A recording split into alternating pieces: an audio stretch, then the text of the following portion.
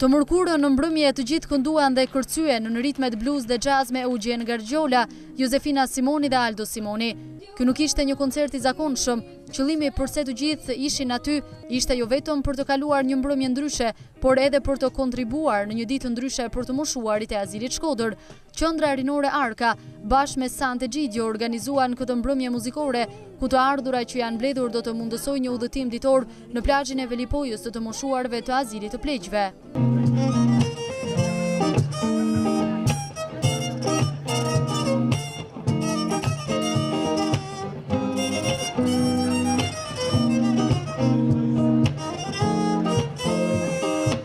Si zakonisht, Qendra Rinore Arka falenderon stafin e saj për punën e palodhshme dhe partnerët që kontribuan që kjo mbrëmje të ishte sa më e këndshme.